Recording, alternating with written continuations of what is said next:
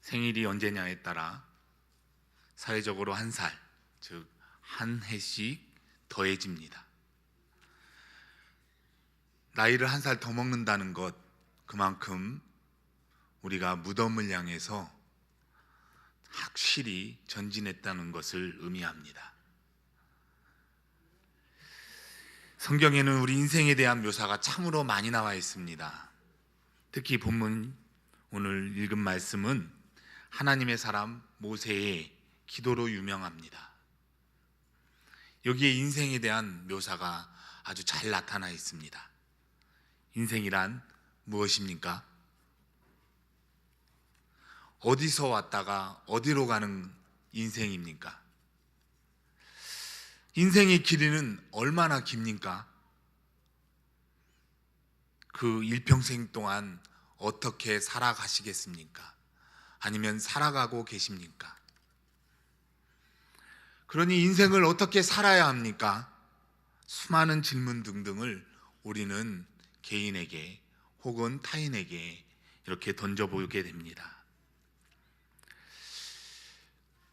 오늘 우리에게 주신 말씀 안에서 이 모든 해답을 우리는 얻어 가셔야만 합니다. 그에 대한 첫 번째 대답은 죽음은 모든 사람에게 찾아온다는 것입니다. 3절을 보시겠습니다. 주께서 사람을 티끌로 돌아가게 하시고 말씀하시기를 너희 인생들은 돌아가라 하셨사오니.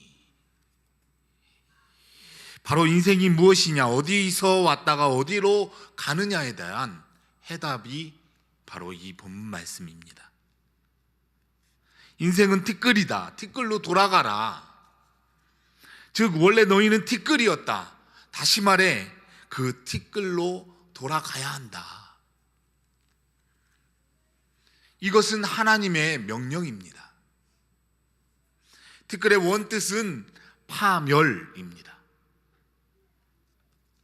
먼지와 같은 우리 인생에 내려진 이 명령의 말씀을 우리는 거부할 권리가 없습니다. 왕궁에 있는 자나 초가상칸 단칸방에서 사는 자들 다 피할 길 없는 그 하나님의 명령입니다. 조상들이 그랬던 것처럼 앞선 우리 부모님이 이 땅에 안 계신 분들도 그랬던 것처럼 다 티끌로 돌아가야 합니다. 우리도 가야 합니다. 그 죽음의 시간이 바로 티끌로 돌아가는 시간입니다. 고향으로 가셔야 할 분들의 앞에서 티끌로 돌아가라 이런 말씀으로 듣고 계시니 어떠십니까? 우리는 다 가야 할 곳이 정해져 있는 인생이라는 말씀입니다. 욥기서 14장 5절에서 이렇게 말씀하고 있습니다. 그의 날을 정하셨고 그의 달수도 주께 있으므로 그의 규례를 정하여 넘어가지 못하게 하셨사온즉 더 이어서 그에게 눈을 돌이켜 그가 푼꾼같이 그의 날을 마칠 때까지 그 일을 홀로 있게 하옵소서.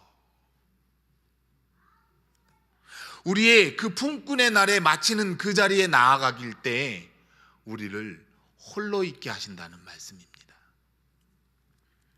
연기할 수도 없고 거부할 수도 없고 뛰어넘을 수도 없는 것, 그것이 바로 그 경계선이 바로 우리 인생의 끝, 티끌의 시간입니다. 또 하나는 그 티끌의 시간은 매우 극히 짧다는 것을 알아야 합니다. 4절 말씀입니다. 주의 목전에서는 천년이 지나간 어제 같으며 밤의 한순간 같을 뿐임이니이다. 5절에서는 또 이렇게 말씀하십니다. 잠깐 자는 것 같으며 아침이 돋는 풀 같으니이다. 9절에서 우리의 평생이 순식간에 다 하였습니다. 아주 순식간에 다 했습니다 라고 고백합니다. 10절에서는 우리의 연수가 70이요 강건하면 80이라도 그 연수의 자랑은 수고와 슬픔뿐이요 신속히 가니 우리가 날아가니이다 라고 표현하고 있습니다. 이 말씀은 이스라엘 조상들, 그들과 같이 주님 앞에서 이방 나그네와 또 거류민들이라 여겨졌던 그들의 일생의 삶이 그림자 같아서 희망이 없습니다라고 그들이 탄식하며 하나님 앞에 울고 울부짖었던 그 고백에 다가서는 말씀과도 같습니다. 그림자처럼 우리의 모습을 실상 없는 모습으로 비교했다는 것을 보게 됩니다. 다윗도 시편 39편에 가서 이렇게 말씀으로 고백합니다. 여호와여, 나의 종말과 연한이 언제까지인지 알게 하사 내가 나의 연약함을 알게 하소서. 나의 인생의 끝이 어디인지를 이 연약한 종에게 알게 하셔 달라고 다윗도 하나님 앞에 부르짖었습니다. 주께서 나의 날의 깊이를 한 뼘 길이만큼 되게 하셨다, 이렇게 고백도 했고요. 그리고 사람들 앞에 진실한 마음으로 설 때에 자기의 마음은 그 모든 것은 허사뿐입니다 라고 고백한 것이 다윗입니다. 우리가 아무리 그의 연수를 자랑한다 하더라도 손 한 뼘 길이만큼밖에 안 되는 인생이라는 것을 우리는 알게 됩니다. 허망한 꿈을 쫓는 사람들을 향해 야고보서 4장 13절 14절 말씀에서 이렇게 말씀하고 있습니다. 들으라, 너희 중에 말하기를 오늘이나 내일이나 우리가 어떤 도시에 가서 거기서 1년을 머물며 장사하여 이익을 보리라 하는 자들아, 내일 일을 너희가 알지 못하는도다. 너희 생명이 무엇이냐? 너희는 잠깐 보이다 없어지는 안개니라 라고 말씀합니다. 잠깐 보이다가 없어지는 안개와 같은 인생이 우리 인생입니다. 본문 12절로 돌아옵니다. 우리에게 우리 날 계수함을 가르치사 지혜로운 마음을 얻게 하소서라는 이 말씀이 오늘 본문 제목과 딱 들어맞는 말씀입니다. 지혜로운 마음을 얻는 그 자체가 바로 우리에게 우리 날 계수함을 가르치시는 하나님 앞에 조용히 각자 나아가 믿음의 삶을 살도록 하나님 앞에 붙잡혀야 한다는 말씀입니다. 그런데도 사람들은 우리의 남은 날이 얼마나 길지 얼마나 짧을지 이 셈을 헤아리기보다 아주 잘 이 땅의 삶의 부요함에 넉넉히 적응되어서 우리의 요구 조건대로 다 이루어지는 대로 행해지는 줄 알고 살아갑니다.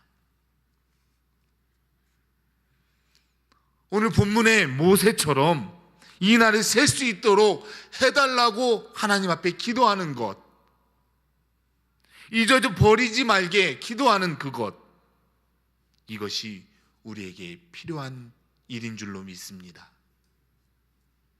매일매일 하나님 앞에 나아가서 우리 인생의 날의 수를 하나님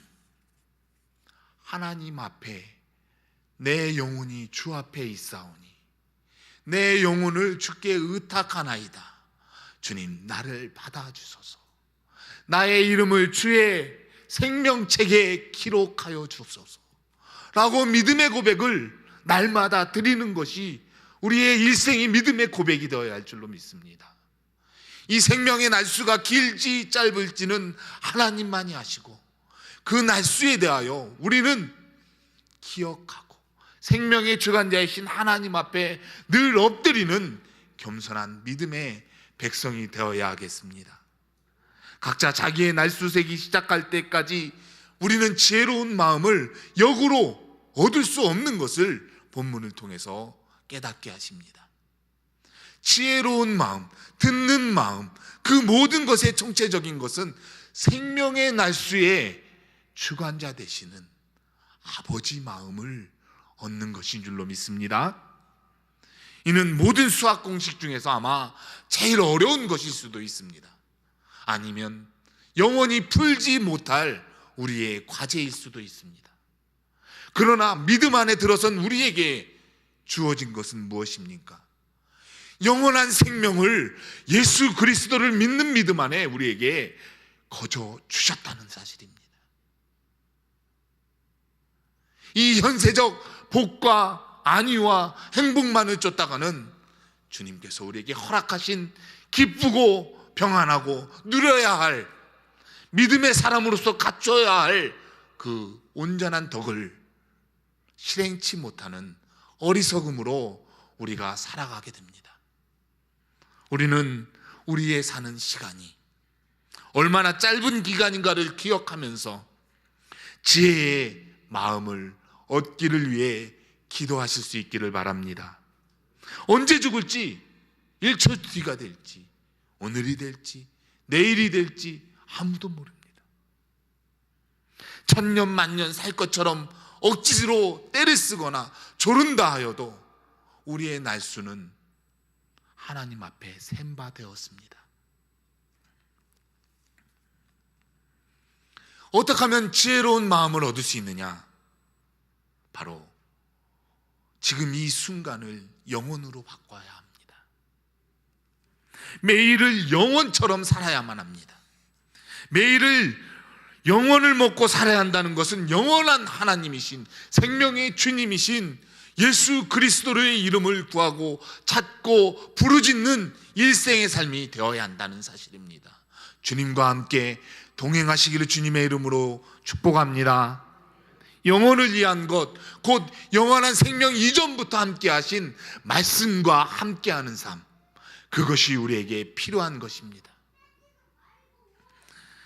영혼을 위해 사십시다.